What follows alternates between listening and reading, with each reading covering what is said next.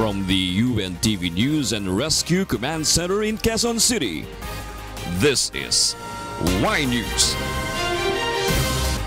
Good evening. The nation marks today the first year after the bloody Marawi siege, but President Rodrigo Duterte skips the commemoration rites. Rosalie Cos tells us why. Although President Rodrigo Duterte has gone back and forth to Marawi City during and after the battle, the chief executive skips today the commemoration of the first year of the Marawi siege. In a statement, Special Assistant to the President Christopher Bongo explains the president would rather remember the day of Marawi's liberation than when the terrorists laid siege on the city on May 23 last year. Though on the eve of the anniversary of the siege, the chief executive once again honors the sacrifices of old soldiers and policemen who fought against the extremists. I pay homage to my soldiers, my policemen, and I was there almost 9 times to join them even at night, just to give them the esprit de corps to a very harsh condition. On Wednesday, several activities were lined up to honor the fallen heroes, including a solemn ceremony at the Lanao del Sur provincial capital in Marawi City. And though it's been a year, memories of the siege remain vivid on the minds of the residents like Sahira Musa. Her newly born child died during the crisis, and she strongly remembers the grief she felt like it was just yesterday. Kasi sinasabi nila na uulitin daw nila yun. Siyempre natatakot kami kasi na baka maulit yun. Joint Task Force Ranao Deputy Commander Colonel Romeo Browner says survivors are still undergoing psychosocial debriefing, while 70% of internally displaced persons have been transferred to temporary shelters, while the rest are expected to be relocated before the year ends. Tuloy-tuloy pa rin yung assistance natin sa relief goods distribution at dun sa mga psychosocial interventions. So yung mga hijab troopers natin, tuloy-tuloy pa rin yung ating ginagawang psychosocial activities para sa mga bata. The provincial government also has managed to discuss families who have space in the besides sa Bugsoman to provide for a shelter. The government aims to complete the rehabilitation projects in Marawi by 2021. Rosalie Cos, UNTV News and Rescue, Philippines. President Duterte meanwhile admits the government fell short in handling the Marawi crisis, while City Mayor Majul Gandamra says the siege created distrust among his people. Victor Cosare explains why. Several months into power, President Rodrigo Duterte repeatedly issued warning against terrorism threats in Mindanao. And while the chief executive was visiting Russia, on May 23rd, a crisis broke out in Marawi City. Terrorists from the Islamic State-inspired Mauti group laid siege on the city, prompting Duterte to place the entire Mindanao under a 60-day martial law. That is a painful realization, to be signing something about your country, about the safety of your country, about the safety of the people, and to give the orders outside of the Republic of the Philippines. It probably, I would say that it leaves a dent in my own history when I go out of government services. The crisis began when authorities tried to capture Abu Sayyaf leader Isnilon Hapilon, the so-called emir of ISIS alliance in Southeast Asia. But the clashes between the government forces and the extremists, initially thought to only last for several days, dragged on for almost 5 months. Mauti ISIS insurgents stockpiled ammunition and firearms and even called in foreign terrorist reinforcement. Nearly 1,000 militants, more than 160 government troopers, and almost 100 civilians were killed, and about 1 million residents were displaced in the longest urban war in the Philippines since World War II. Duterte declared Marawi liberated from terrorists in October 17, 2017, a day after an operation killed terrorist leaders Omar Maute and Isnilon Hapilon. I hereby declare Marawi City liberated from the terrorist influence that marks the beginning of rehabilitation. However, the chief executive did not lift the martial law due to the alleged threats posed by surviving Maute Group members. Congress has voted to extend the military rule in Mindanao until the end of 2018. In a speech yesterday, the president takes full responsibility for the Marawi siege, admitting that his administration had shortcomings in handling the crisis. I did not anticipate or even guess that there would be so much ordnance and that the fight would took us about 4 months to finish. And I assume full responsibility to the nation of what's going to happen. While Marawi City Mayor Majul Gandamra says the crisis negatively impact his people. Itong nangyari sa Marawi City ay nag-create ng isang mistrust, distrust among people at pati yung kawalan ng kumpiyansa sa bawat isa at in fact even towards the government. Kaya po gusto nating ibalik yon na magkaroon ng tiwala, magkaroon ng lakas ng loob na bumangon muli. Some volunteer teachers in an evacuation center in Marawi are trying to instill to children the negative effects of war to counter terrorism influence. As the children grow up, their minds is being set for that kind of idea. So as early as they are, as their age, we have to implant to their mind that doing those things is not for them and not good for them, because this is what will happen. Some experts meanwhile believe the Marawi crisis is proof that the Philippines is not safe against the claws of terrorism, a Herculean challenge facing the government and the people. Victor Casare, UNTV News and Rescue, Philippines. The Department of National Defense will intensify its intelligence gathering to avoid a repeat of the Marawi crisis. The Philippine National Police, meanwhile, says it is not worried over the possible movement of ISIS sleeper cell in the country. Here's why from Jun Soriao. Defense Secretary Delfin Lorenzana admits there is a need to intensify the intelligence gathering and monitoring to avoid a repeat of the Marawi crisis. The DND chief says with proper intelligence efforts, it would be easier for the government troops to monitor the movement of enemies and prevent them from entering or invading a particular place. Lorenzana reveals they were aware of the presence of terrorists in Marawi, but authorities at that time have no idea of their capability. So dapat mas malawak pa sana yung ating intelligence na alam natin kung sino sila, anong mga balak nila, gaano kalakas yung armas nila, so that makaprepare tayo. In line with this, the Armed Forces of the Philippines says there is also a need to strengthen local governance, especially in Marawi City. From barangays, it says there should be unity among rival ethnic groups. In Mindanao, there is some sort of ethnic differences. Medyo nakita natin very clannish. So ang kailangan, yung individualism should be removed. Despite reports of recruitment of ISIS-inspired Maute Group, the Defense Department does not consider it a huge threat. Meanwhile, Philippine National Police Chief Director General Oscar Albayalde is also confident that the ISIS sleeper cell or ISIS members going undercover could not sow turmoil in the country. Albayalde says the PNP intelligence group is moving to prevent them from committing illegal activities. Albayalde also notes the PNP has good relationship with the Muslim community that provides information when there is a threat to the country's security. Jun Suriao, UNTV News and Rescue, Philippines. The Consultative Committee proposes to make lawless violence as basis in declaring martial law to address terrorism threats. Roderick Mendoza explains why. The Consultative Committee or CONCOM seeks to add lawless violence as another basis in declaring martial law.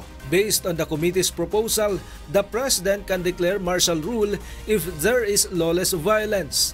The author of the proposal, retired General Ferdinand Bocobo, explains it would help address threats from terrorist and extremist groups. Ano ang ibig sabihin ng lawless violence? Dalawa. Terrorism na nangyayari sa Mindanao, example, at extremism. ito yung violent extremism na kasama na yung religious extremism. We are adapting what is the present situation and what we can foresee in the near future. Hindi lang naman sa Pilipinas yung terrorism saka extremism, buong worldwide to. Under the 1987 Constitution, martial law can be declared only when there is rebellion or invasion. This is the reason why several groups opposed the declaration of martial law in Mindanao when the Maute ISIS group invaded Marawi City. If the proposal is approved, the President can declare martial law when there is a terrorist attack.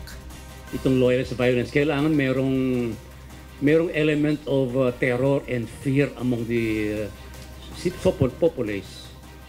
So, of course, before the President would declare this, he has to consult with his commanders in the ground, including the major services, the AFP, the Philippine National Police, and even the National Security Advisors. However, a human rights lawyer says the CONCOM's proposal is worrying and that declaring martial law should always be the government's last resort. It's a drastic measure that must be resorted to only when it is absolutely necessary. Why is that? Because with martial law, yung human rights natin are threatened. With martial law, ang legal remedies natin are being deprived or even denied, no? He says it's better if the government will address the root causes of terrorism. Roderick Mendoza, UNTV, News and Rescue, Quezon City. The Department of Energy learns that some gasoline stations are implementing huge price hikes. However, the DOE admits it could not do anything but only to monitor the movement of prices. Monokson explains why. The Department of Energy inspects some gasoline stations along Shaw Boulevard today. The DOE says the inspections were aimed at ensuring that all stations' gas pumps are calibrated and are selling quality fuel. The inspection also includes looking into the quality and quantity aspects of fuel products. To check the quantity, the DOE uses a calibration bucket that should match the liters of fuel coming out from the gas pumps. If it doesn't match, the owner of the gasoline station may face charges for committing under-delivery.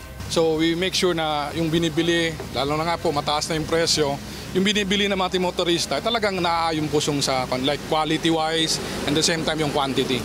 However, the agency notes that since fuel prices are deregulated, it can do nothing about excessive price increases but only to monitor its movement. If some gasoline stations are implementing very high prices, the DOE can only issue a show cause order. Since it has no control over price movements, the DOE says it can only ask the public to think of ways to save fuel consumption. Hindi naman po lahat kailangan sa government iasa. Meron po tayong tinatawag sa demand side management at dito po direktang makakapag-contribute ang ating consuming public. A consumer group, meanwhile, is worried over DOE's explanation. Laban Consumer President Vic Dimagiba says their group should have been allowed to join the inspection so they can prove if the DOE really has teeth to protect consumers. Several motorists are now doing ways to save fuel consumption. Minsan, kapag di naman talaga kailangan, nagko-commute na lang. Fuel prices are expected to increase again next week. Several lawmakers are now pushing for the cancellation of the train law to lower prices of fuel products. Mon Hokson, UNTV, News and Rescue, Mandaluyong City.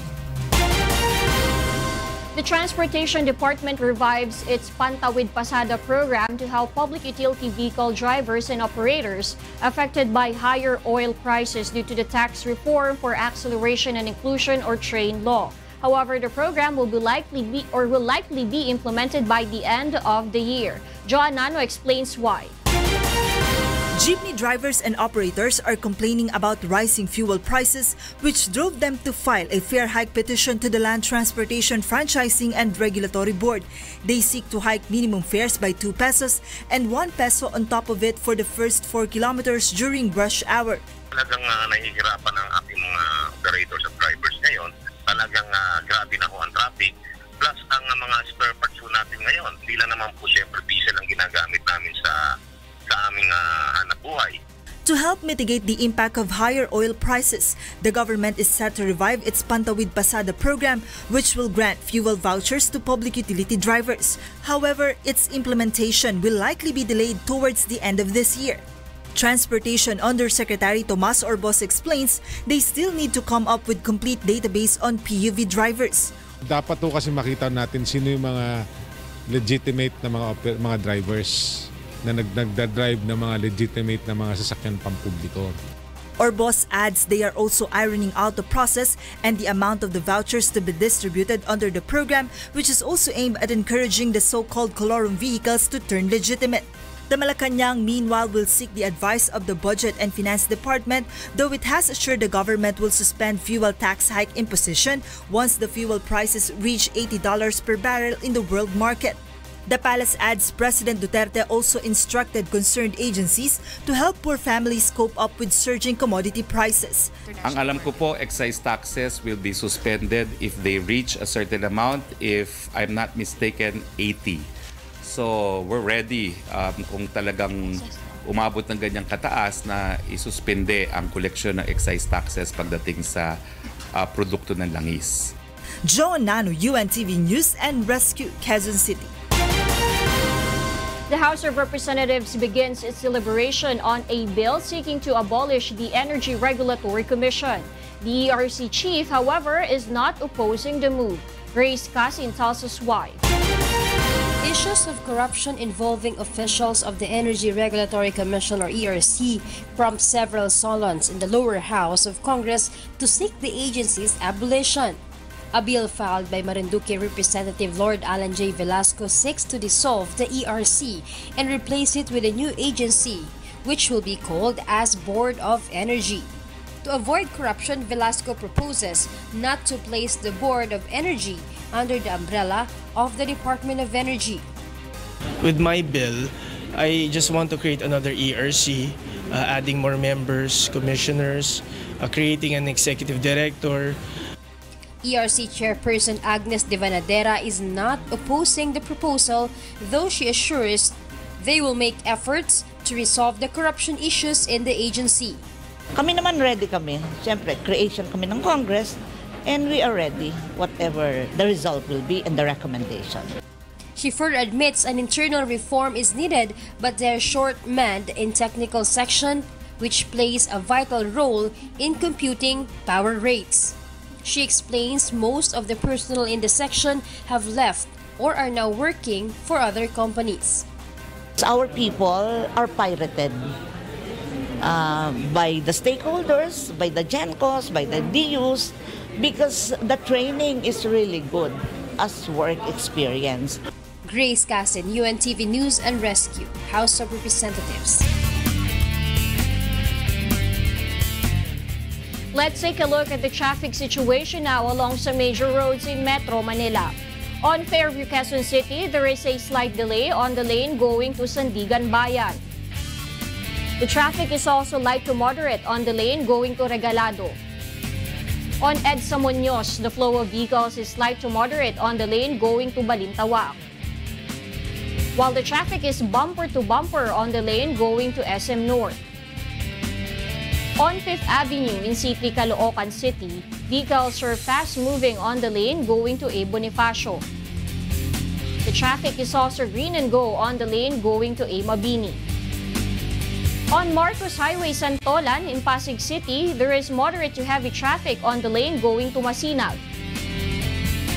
While vehicles are fast-moving on the lane going to Cubao. On Alabang Sapote Road, motorists on the lane going to Muntinlupa City and SLEX are experiencing light flow of vehicles. While motorists on the lane going to Ayala Alabang and Las Piñas City are also experiencing light traffic.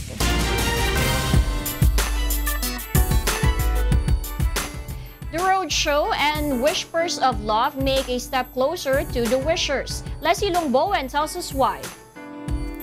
Starting this week, Wish 107.5's The Roadshow and Whispers of Love programs will air live from the Wish Bus with a lot of exciting activities offered for the wishers.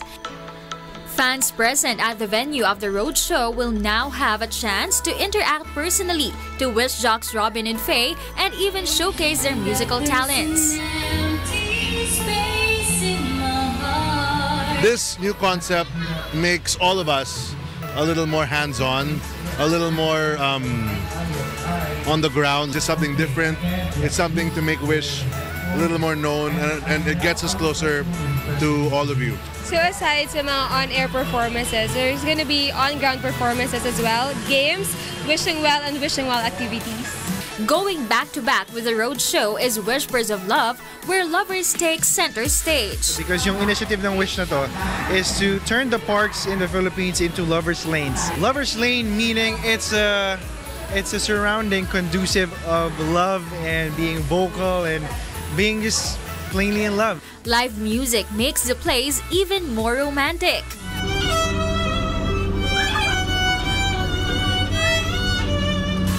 Meanwhile, your message of love may also be broadcast. So all they have to do is write their messages for their special someone sa ating paper, colored paper, and then they'll put it here inside the wish purse in a bottle, and then they're gonna drop it sa Wishing Well so that we can read it on air and on ground. The on-ground activities may also be witnessed live via Wish 1075 social media accounts. The roadshow airs Mondays through Saturdays from 4 p.m. until 8 p.m. Whispers of Love, meanwhile, takes the 8 p.m. to midnight time slot. Leslie Lomboan, UNTV News and Rescue, Quezon City. Next on Y News.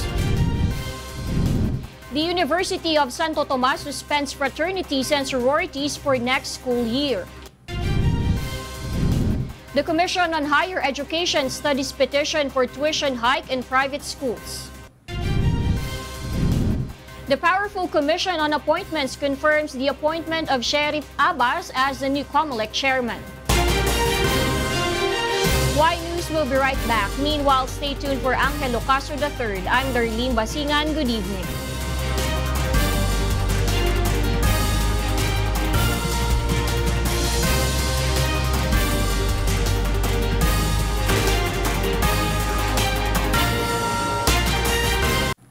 On Y News tonight, Labor Department and Philippine Overseas Employment Administration set to release guidelines in deploying domestic workers to Kuwait next week. Filipino community in Ireland grieves after the abduction and killing of a 24-year-old Filipina.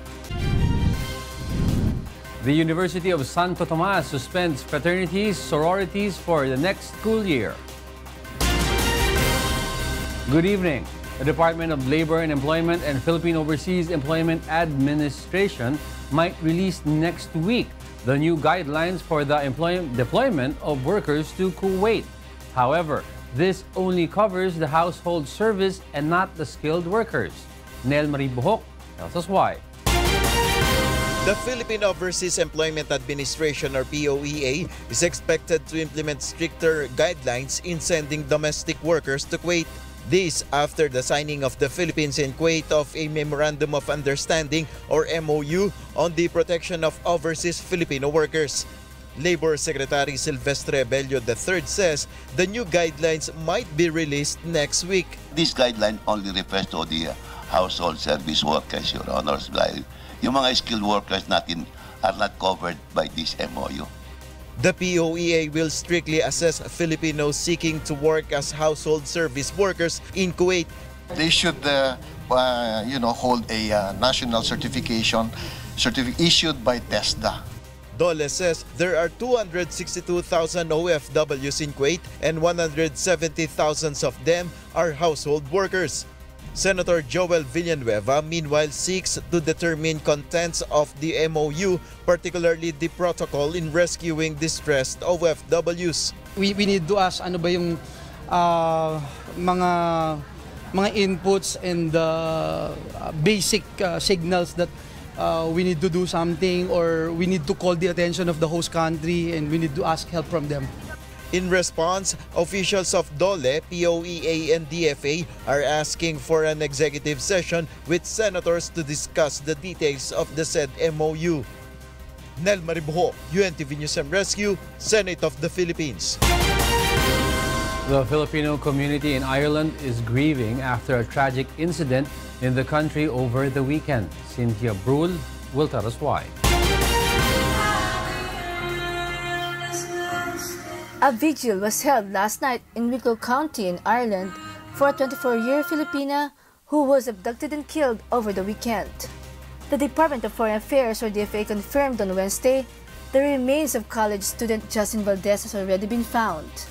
It just made me feel very sad because it shouldn't happen to anyone, especially to her, that she only came here 3 years ago and she came here to work hard. We went here to work and we know that it's really safe. Kaya sa nangyaring ito, malaki po siyang change sa way of living namin dito. The Philippine Embassy in London says Valdez was leaving her home in Wicklow County when she was reportedly abducted by a 40-year-old man identified as Mark Hennessy. The victim was last seen on Saturday being dragged inside a black Nissan car. Local media reports Valdez was killed several minutes after, allegedly due to strangulation. On Sunday, the suspect was killed after he resisted arrest. The investigation on the killing is still ongoing.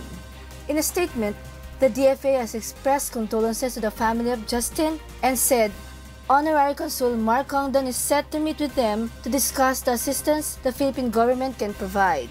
The Valdez family refused to grant an interview and requested privacy. During the vigil last night, Irish lawmaker John Brady was present to express his condolences to the family and Filipino community in Ireland. I think the entire Irish population, the Irish citizens, are absolutely appalled by what happened. There's a real sense of loss, tragedy within the community here. Cynthia Brule, UNTV News and Rescue, Ireland. Employers are having a hard time in filling vacancies on their companies despite the fact that there are millions of jobless people in the country. Here's why from Ray Pelayo. An employers group is seeking the government's intervention to reach the applicants they need to fill some job vacancies. Some of the in-demand jobs are professionals like sanitation and aviation engineers and skilled workers like welders and electricians, especially with the ongoing Build project of the government. Arturo Guerrero III of the Employers Confederation of the Philippines says there are companies that currently needs 20 to 30,000 construction workers. Medical services and hotel industry also need more workers amid the booming Philippine tourism. ECOP suggests that applicants visit the website www.jobstreet.com where employers also scout their potential employees. Alam namin kung saan kami pupunta ng mga sites. Alam namin kung sinong pupuntahan. Ang problema, yung aplikante, hindi niya alam kung saan siya pupunta. Employers also need to train applicants, especially in business process outsourcing or BPO industry, as some of them fail the standards of English proficiency. It will take 2 weeks to 1 month for us to train them in English proficiency and before they can be employed. But the Commission on Higher Education says employers are now part of the group that composes the curriculum for the courses they offer to students. CHED will also strengthen the guidance counseling program to help students in choosing their courses.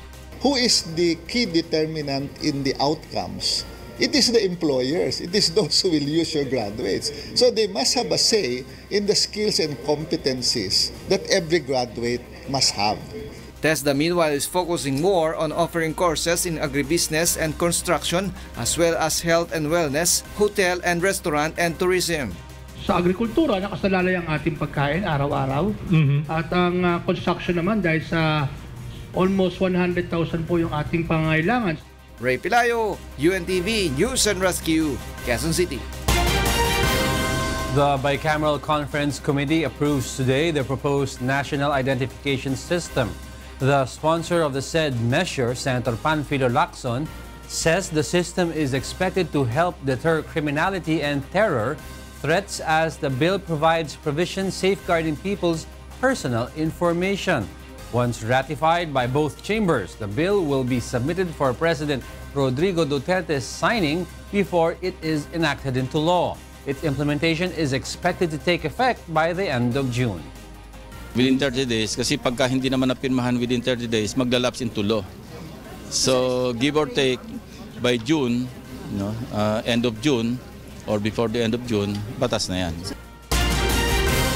The Philippine National Police is ready to take over the training of police recruits after President Duterte expresses plan to return rigid police training. Here's why from Asher Cadapan Jr.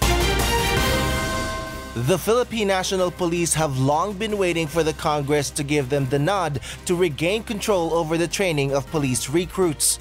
And with President Rodrigo Duterte wanting the PNP to take charge of the police training, the institution hopes to implement intense drills to instill discipline among police rookies. Speaking at the Philippine Navy anniversary celebration yesterday, the president lamented that the current system has only produced what he calls as lousy and wayward cops. The law that created PNP designates the Philippine Public Safety College to handle police recruit training. To weed out corrupt cops, Duterte wants to bring back militaristic training to police forces. PNP Chief Oscar Albayalde echoes the proposal. It's really very important, na meron pa ring military training yung ating kampulisan. Number one, it's because we bear firearms. We wear the uniform just like the AFP, and we bear the firearms just like the AFP. We are in a uniform service. We have to have the discipline also. Pinaka-importante, the discipline of a military officer. Kaya nga, it's really very important that we have to undergo rigid training. The PNP chief says their facilities are ready to accommodate necessary trainings.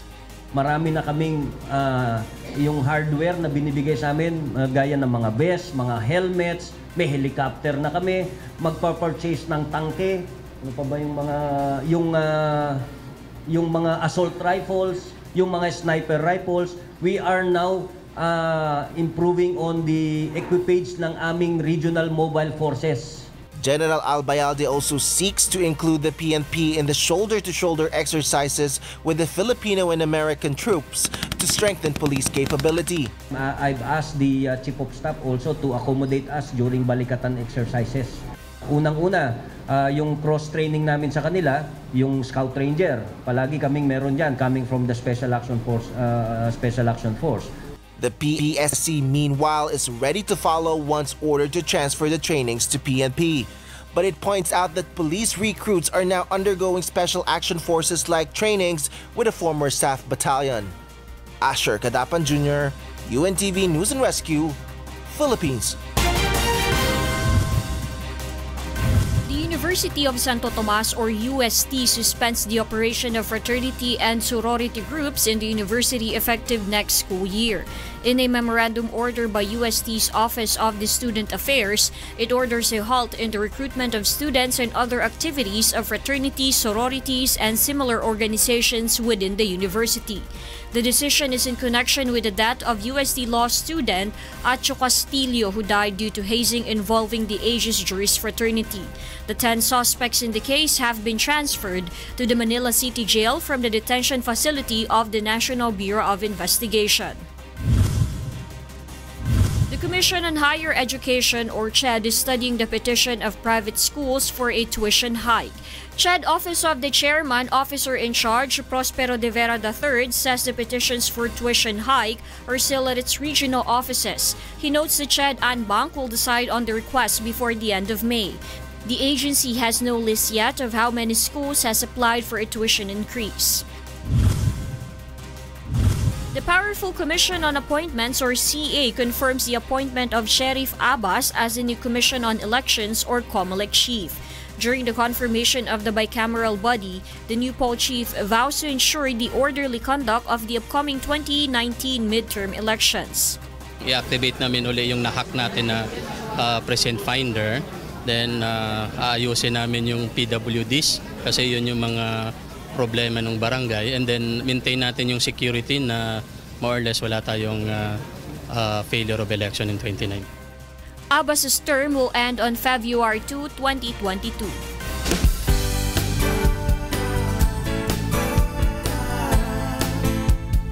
UNTV and the members Church of God International hold a blood donation drive in Vietnam and East Timor, while some of our kasangbahays in Canada clean up a park reservoir in Grand Prairie.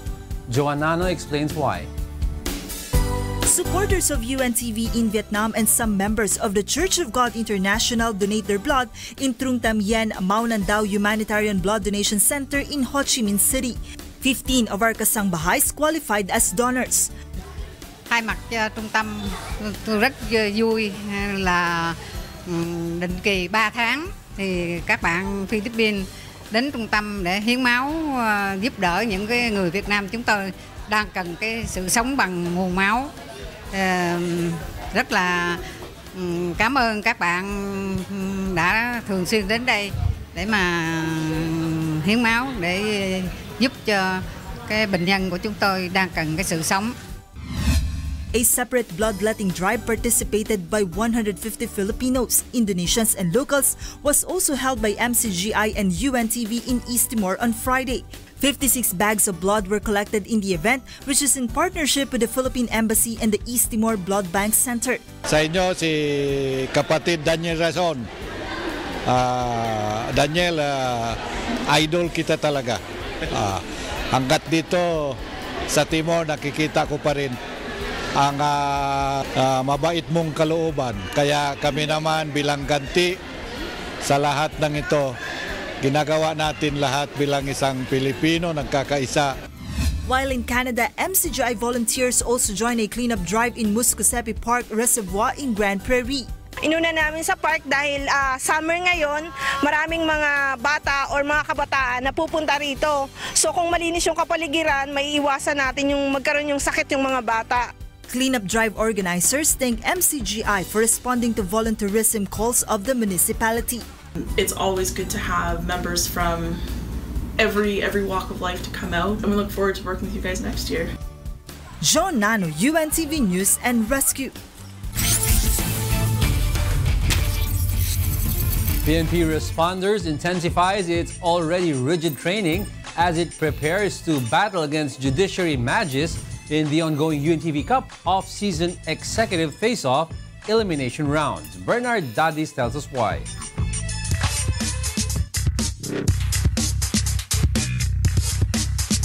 Fresh from nailing out their second straight wins, PNP responders and judiciary mages will battle in the second game of the triple-header UNTV Cup off-season executive face-off this Sunday, 3:30 p.m. at the Pasig City Sports Center.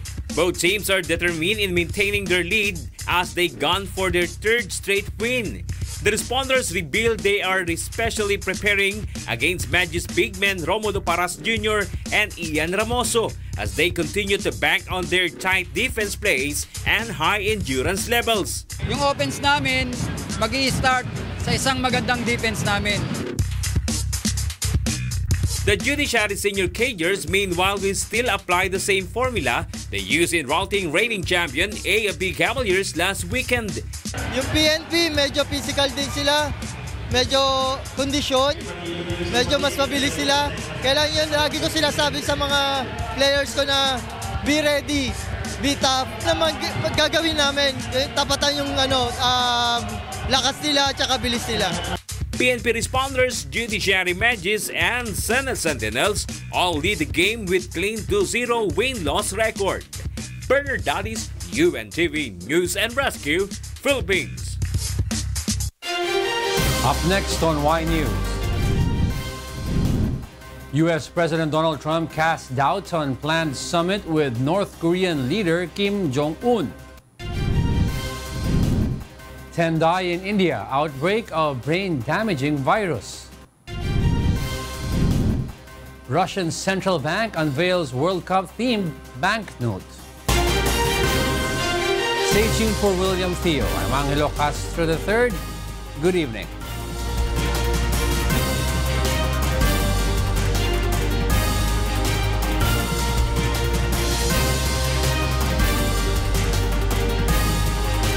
Good evening. Here are the headlines on Y News Tonight.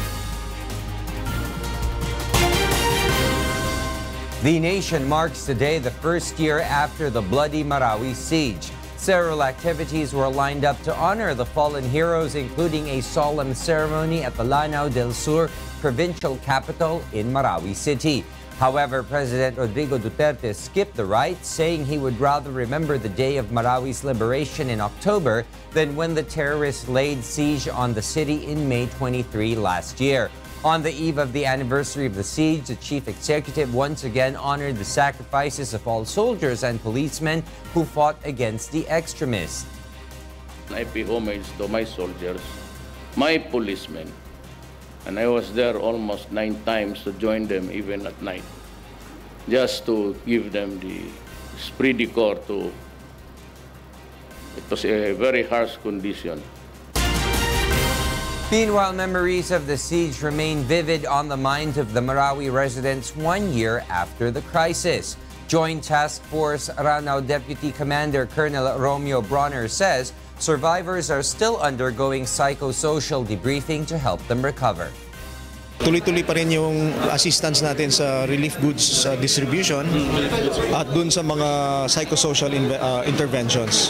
So yung mga hijab troopers natin, tuloy-tuloy pa rin yung ating ginagawang psychosocial activities para sa mga bata.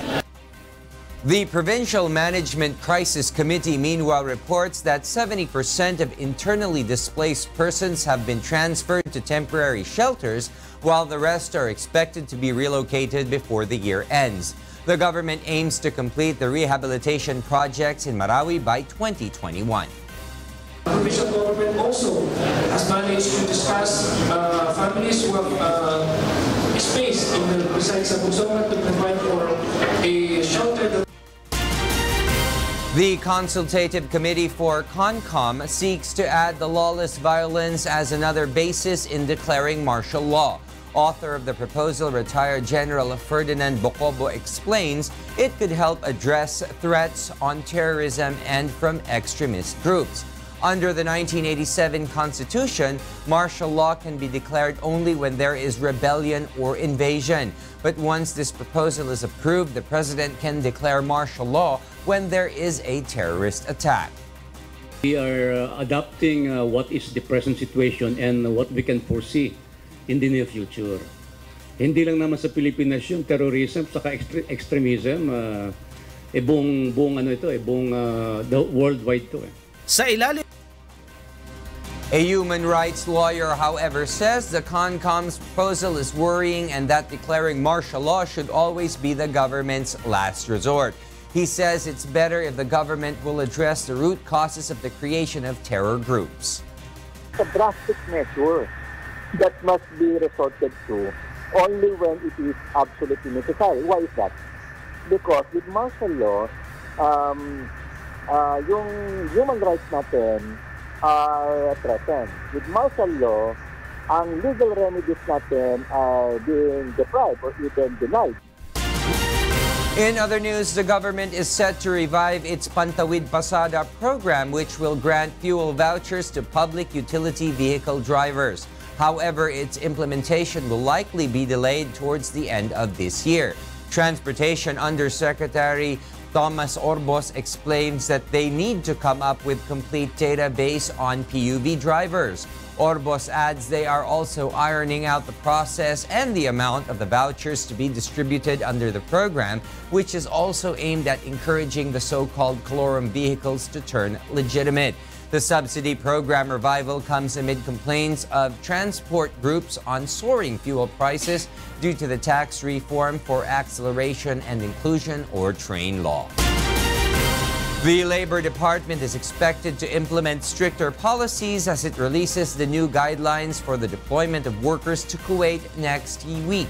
This is following the signing of the Memorandum of Understanding between the Philippines and Kuwait on the protection of the overseas Filipino workers. However, DOLE says the guidelines do not refer to the skilled workers because the MOU only covers 170,000 household service workers out of the 262,000 OFWs in Kuwait.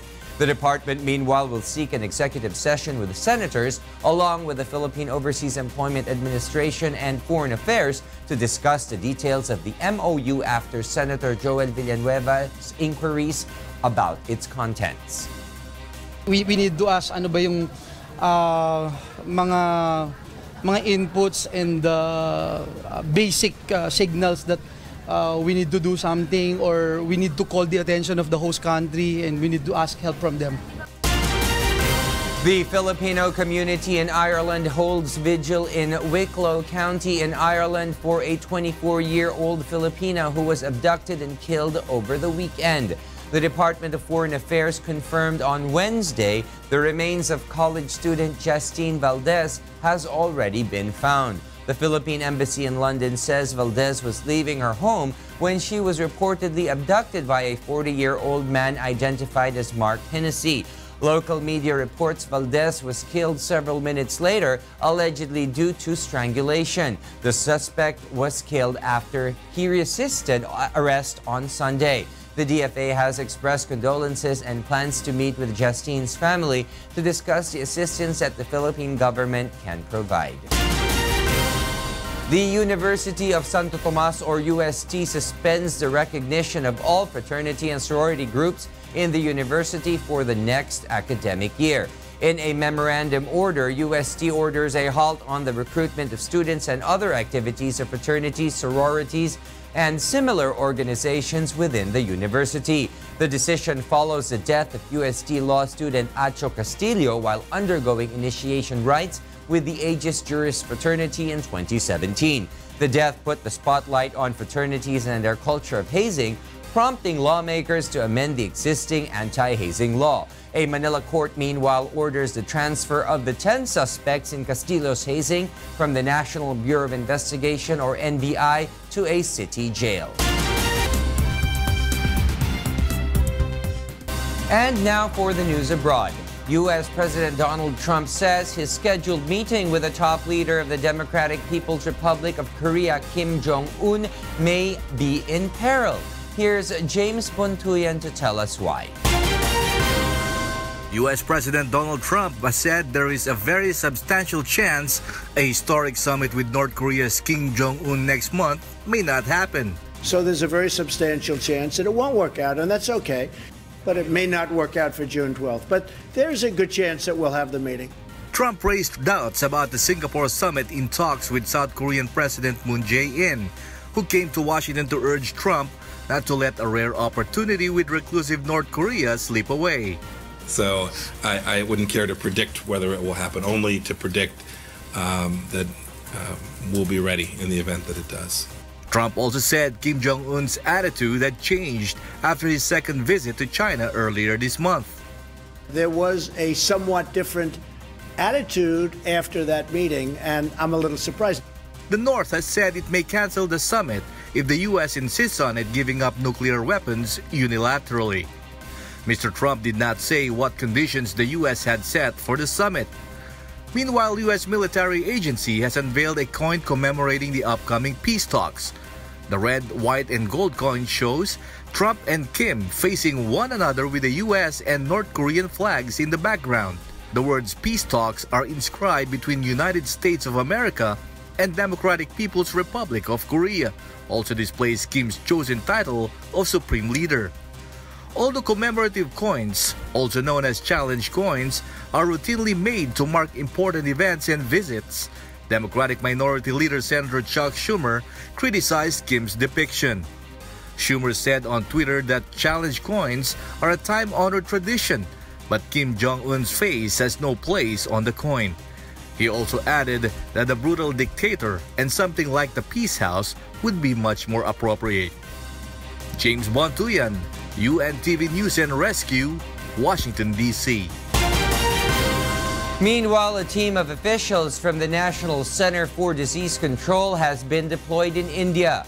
Dulce Alarcon will tell us why. A rare virus spread by fruit bats, which can cause flu-like symptoms and brain damage, has killed 10 people in southern India, with at least 9 more being treated. An assistant professor at Regional Medical College said that of 18 people screened for the virus, 12 proved positive. The reports of 18 cases has come out and 12 of them are actually positive. We sent the specimens where we suspect Clinically, Nipah is suspected, especially Nipah is suspected when we have got fever with some kind of brain involvement. The Indian government dispatched a team of officials from the National Center for Disease Control to investigate the outbreak. The WHO, or World Health Organization, says it is also in contact with government officials in the affected areas. The WHO says there's no vaccine for the Nipah virus, which is spread through body fluids and can cause encephalitis or inflammation of the brain. The usual treatment is to provide supportive care. While the cause of the outbreak is still being investigated, the government said visiting national health officials tied the initial death to many bats in a well in Kerala, from which the victims drew water. Infectious disease outbreaks can be a challenge in India, the world's second most populous country, where infection control and surveillance systems are weak, leading to hundreds of deaths annually from diseases such as mosquito-borne dengue. Dulce Alarcon, UNTV News and Rescue, Asia. Russian central bank unveils World Cup themed banknote. Meanwhile, Britain's Simon Yates advances as the clear favorite to the Giro d'Italia. Asher Kadapan Jr. will tell us why. Simon Yates will go into the final 5 days of the Giro d'Italia as clear favorite after surviving Tuesday's time trial with a 56-second lead. On a day when Australia's Rohan Dennis took the stage win, Yates finished a 34.2-kilometer course in 22nd place. That was 97 seconds down on Dennis, but more importantly, only 75 off reigning champion Tom Dumoulin in third. Yates, who began Tuesday 2 minutes 11 seconds ahead of Dumoulin, said he is very satisfied with where he stands now. England head to the World Cup with a youthful squad and lowered expectations from the public, but Captain Harry Kane said on Tuesday he still believes the team is capable of returning from Russia as champions. Manager Gareth Southgate has picked a relatively inexperienced group of players for the tournament, where they will face Tunisia, Belgium, and Panama in Group G. England have not won a senior international tournament since 1966, and the pressure that comes from high expectation has hampered them in recent competitions, but nonetheless, the 24-year-old England's World Cup captain, a triumph is possible. Yeah, I believe we can. I think anyone can. I can't sit here in front of you and say we're not going to win it, because we could do. So it's just my mindset. I want to win at everything I do, and I know a lot of players. Russia's central bank unveiled a special 100 ruble banknote in anticipation of the FIFA World Cup. The banknote depicts a child holding a soccer ball and looking up to a specter of iconic Soviet goalkeeper Lev Yashin, revered in Russia as the symbol of soccer success. The opposite side shows a soccer ball mid-flight with a map of Russia on it and the names of the 11 host cities. The central bank will release 20 million of these notes into circulation by the end of June, the height of the tournament. The commemorative banknote will be fully legal tender, but it is intended to serve as memorabilia for visitors and locals alike. Asher Kadapan Jr., UNTV News and Rescue. An ethnobotanist in the U.S. is taking a group of students on a walk in green spaces to teach them the basics of urban foraging. Here's why from Beverly Saison. For several times a month, a group of students go on a foraging walk with ethnobotanist Hayden Stebbins across the East Coast to teach them the basics of field-to-table foods. Armed with empty baskets, the group stopped at a patch of uncut grass with flowering dandelions, a quintessential lawn weed which is rich in vitamins and minerals and completely edible from flower to root. And I really think that learning about botany and learning about plants and breaking down that green wall will help us with a lot of the issues that we currently face. Stebbins explains scavenging for food in the wild is nothing new, and foraging has many benefits as it reconnects people with nature. The food is free, more nutritious, and has no environmental impact in its transportation process. It could also help curb invasive species such as the allelopathic garlic mustard. Just like dandelions, every part of garlic mustard is edible, its roots resembling the taste of horseradish and its leaves exuding a sharp taste similar to mustard and garlic. According to scientists, the plant is among the most nutritious leafy greens, high in fiber, beta-carotene, vitamin C, zinc, and vitamin E, beating out better-known species such as kale, spinach, and broccoli. It's a great treasure hunt. I mean, it's like the more that you do it, the more that you see. I think I'm most excited about the wild mint, or they were calling it ground cover ivy, because I didn't know that that was an edible, and it's taken over my entire herb garden. According to a recent study by Johns Hopkins University, urban foraging is on the rise and that most foragers were college educated. However, wild delicacies can be dangerous, with 6,000 Americans poisoned each year by mushrooms alone. Beverly Sison, UNTV News and Rescue, USA.